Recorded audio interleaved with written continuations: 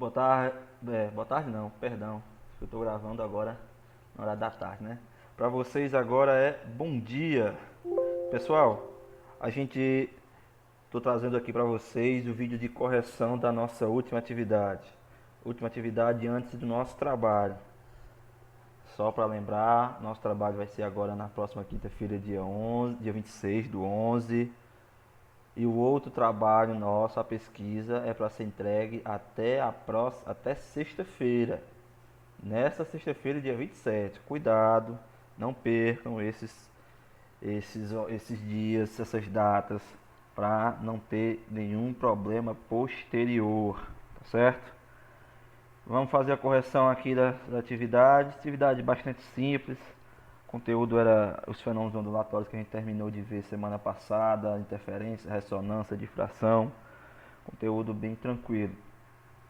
Pega seu material, seu livro para você acompanhar no céu das questões e corrige essa atividade. O vídeo já dá para você agora nesse momento gravado. Você pode assistir com toda a calma possível. Pode voltar, pausar sempre que você julgar necessário. Vamos lá? Primeira questão diz o seguinte. Acompanha aí. Duas ondas propagam-se ao longo de um fio homogêneo, como se propagasse ao longo de como se indica na figura abaixo. No livro vocês vão poder perceber aí tem um quadro todo dividido em pequenos quadrados iguais aí, né? Quadriculado. Aí a gente observa que tem esse quadrado tem lados iguais 1 cm. Isso aí vai nos ajudar a fazer medidas de, por exemplo, o comprimento, o tamanho da interferência desses a amplitude desses pulsos. Diz o seguinte: quando as ondas estiverem exatamente superpostas, ou seja, quando acontecer uma interferência, né? Superposição, quando dois pulsos estão se propagando no mesmo tempo, no mesmo local, isso é uma interferência. Qual a amplitude da onda resultante no ponto P? Observe aí, gente. Tem duas ondas de fase diferente, uma vem no sentido da esquerda para a direita, outra no sentido inverso. Então a gente observa que vai acontecer o que a gente chama de interferência destrutiva. Então a gente vai fazer uma subtração da amplitude da onda 1 e da onda 2. O resultado é o valor da amplitude da onda resultante. Observem aí, você contando os quadradinhos, a amplitude da onda que vem da esquerda para a direita tem apenas um único quadradinho, então tem 1 cm. A onda que vem da direita para a esquerda tem 3 quadrados pequenos, 3 quadradinhos. Significa que a amplitude dessa onda tem 3 centímetros. Como vocês observam aí na tela, você faz a amplitude resultante da onda resultante, eu vou chamar aqui de AR, amplitude resultante. O resultado é a subtração da amplitude da onda de uma onda menos da outra. 3 menos 2, 3 menos 1, 2 centímetros. Essa é a amplitude da onda resultante. Novamente, por que eu fiz a subtração? Porque eu tenho interferência destrutiva. As ondas elas estão acontece uma superposição e observa que elas têm fases diferentes, ou seja, elas se propagam em sentidos diferentes. Agora, na questão A10, observa tem outra figura já diferente. Você vai observar que as ondas elas caminham em fase. As ondas representadas na figura propagam-se ao longo de uma corda tensa com velocidade de 5 metros por segundo e apresentando as amplitudes indicadas. A amplitude da onda uma das ondas tem 8 e a outra tem 12 centímetros. Letra A. Qual a amplitude da onda resultante no ponto P? Quando acontece essa superposição, essa interferência, como essas ondas apresentam a mesma fase, nós teremos uma amplitude aumentada, ou seja, nós teremos uma interferência construtiva. O resultado é a soma dessas amplitudes. A amplitude R resultante é a soma da amplitude de uma com a outra onda. 12 e 8, é claro, dá 20 centímetros. Essa é a amplitude da onda resultante.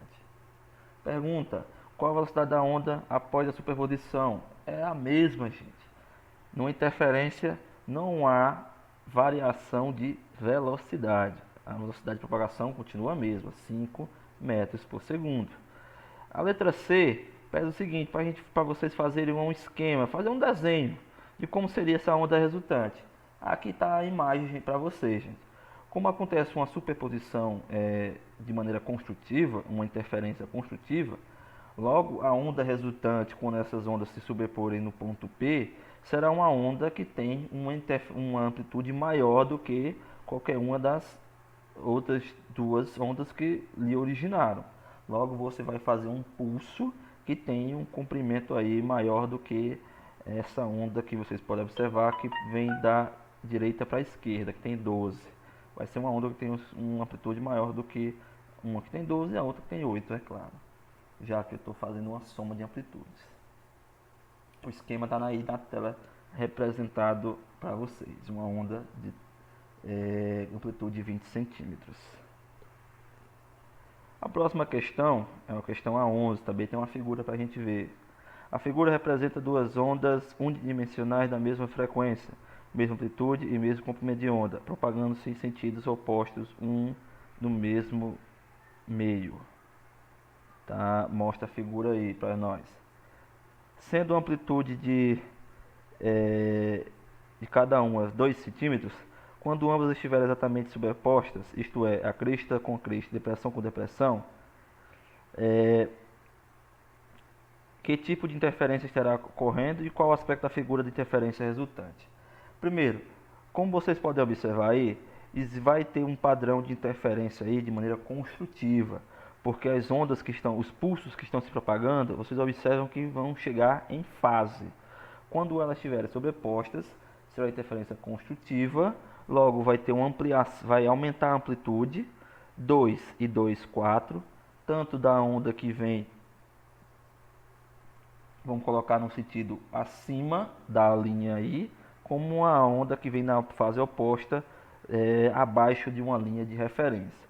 Então, a figura que está na tela aqui está apresentada para vocês como vai ser o aspecto, como é a imagem dessa interferência, depois que acontecer essa interferência de maneira construtiva, tá certo?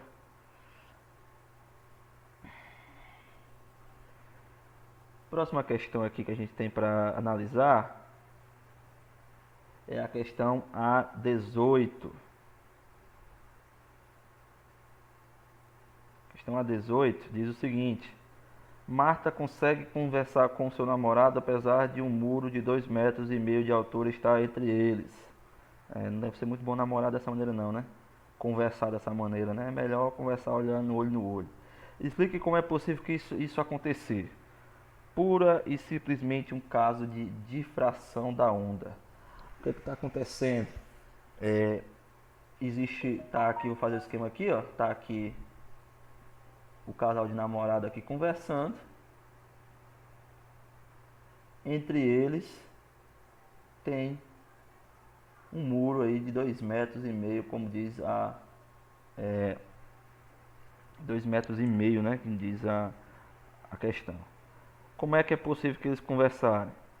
Ao falar, o casal de namorado emite ondas sonoras. Essas ondas sonoras, estou representando aqui as frentes de onda. Essas ondas sonoras são capazes de desviar. Isso é contornar, desviar. Isso é interferência de onda.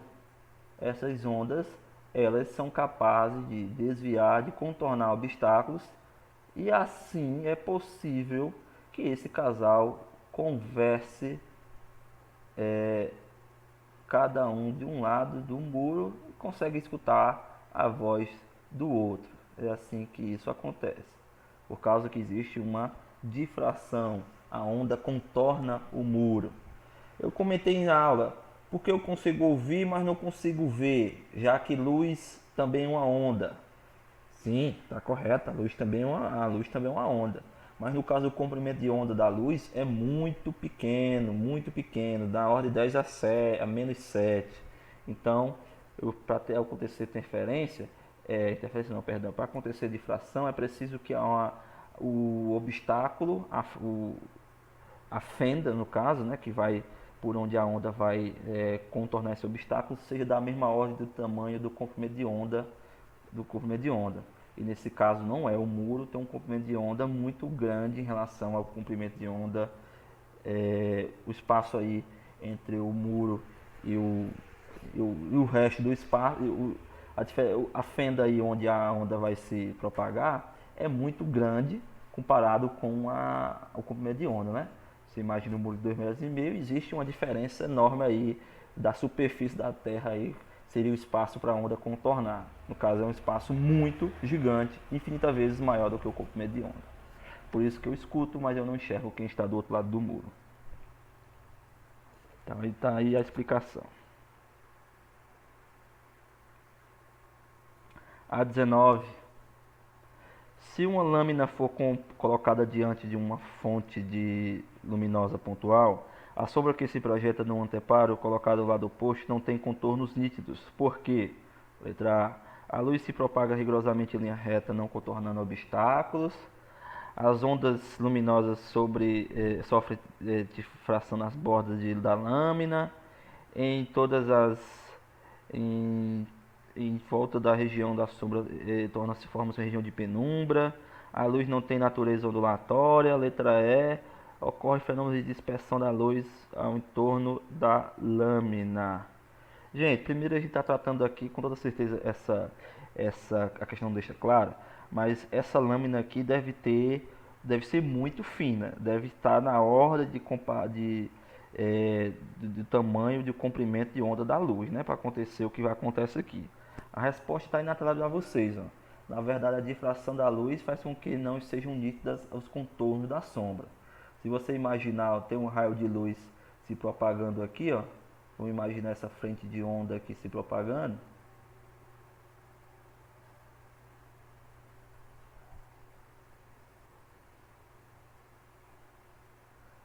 Aí essa frente de onda aqui, né? Vamos imaginar de um raio de luz, essa frente de onda, ela se encontra aqui com uma lâmina,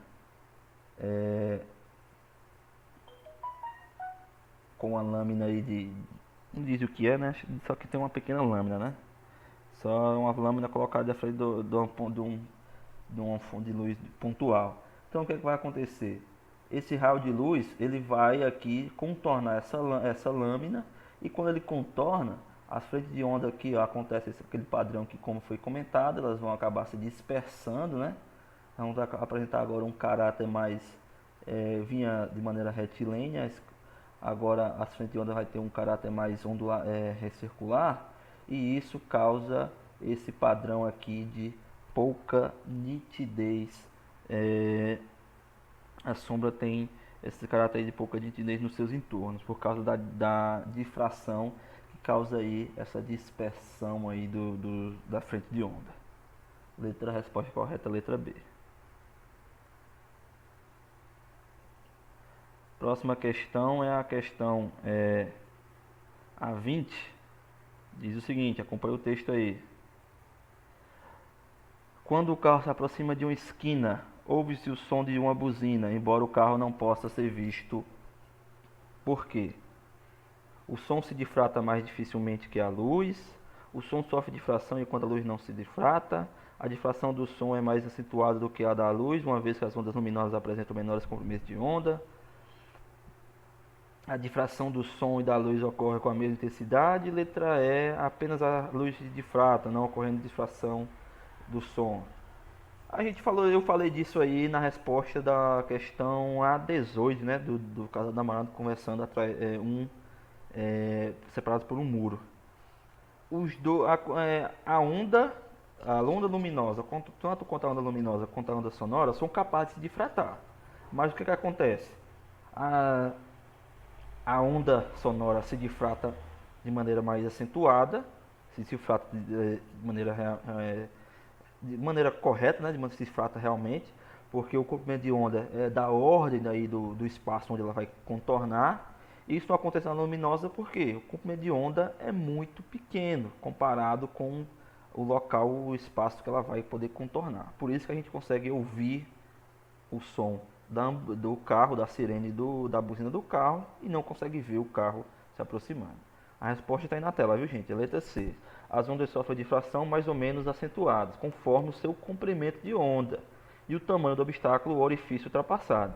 Por isso, contornar uma esquina é possível para as ondas sonoras, que possuem elevado comprimento de onda, e não para as ondas luminosas, cujo comprimento de onda é bastante pequeno. Tá ok?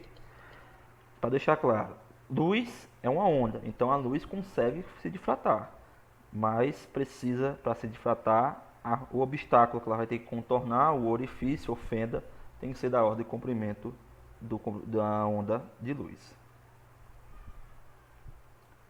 Questão A21 diz o seguinte, também é uma questão de marcar. A caixa de ressonância dos instrumentos de corda tem a finalidade de alterar a frequência do som emitido, aumentar a amplitude de onda pelo fenômeno da ressonância, determinar o fenômeno de ressonância através do qual novos sons de novas frequências são incorporados ao que foi emitido pela corda, apenas enfeitar o instrumento, produzir difração mais intensa nos sons nítidos. Gente, qual é a resposta aqui? Já está na tela. Discutir isso com vocês. Todo o corpo, todo o sistema tem uma chamada frequência natural de vibração. Essas caixas aí de ressonância no instrumento tem a função de ampliar a amplitude desse som, dessa frequência desse som, para poder ser melhor escutado, no caso num show, por exemplo, ou para essa onda se propagar com amplitude maior e chegar e ser audível para um maior número de pessoas, principalmente se você estiver falando de um local onde se toca, por exemplo, num local aberto. Então, letra B, aumentar a amplitude do som pelo fenômeno da ressonância. A22, conta-se que um famoso tenor italiano, Luciano Pavarotti, ao soltar a voz num agudo, conseguiu romper o copo de cristal. Como é possível explicar fisicamente esse fenômeno? Lembra do vídeo que eu apresentei para vocês da ponte de Tacoma? A mesma coisa. O cantor, ao tocar essa onda esse tom muito agudo, ele consegue fazer com que a frequência de vibração que ele externa, provocada por ele, entre em ressonância com a frequência de vibração natural do copo de cristal. Isso eleva a frequência de vibração das moléculas que constituem essa taça, fazendo com que ela se rompa. A resposta na tela aí. A frequência da onda sonora da voz do cantor coincide com a frequência natural de vibração do copo. Assim, entra em ressonância, aumenta a amplitude dessa vibração e isso faz com que o copo se despedace. Certo? Então observa aí uma correção de atividade, uma atividade bem tranquila de ser feita, uns poucos cálculos, muito mais teoria.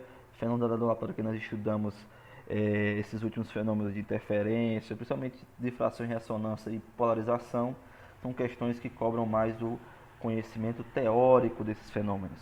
E essas questões desse tipo estarão presentes lá no nosso trabalho. Então o vídeo está gravado, assiste quantas vezes você precisar, pausa, faz a correção, porque o nosso trabalho está chegando. Do mais, um abraço para todos vocês e até outro dia. Até a próxima quinta-feira, no caso, do nosso trabalho. Um abraço.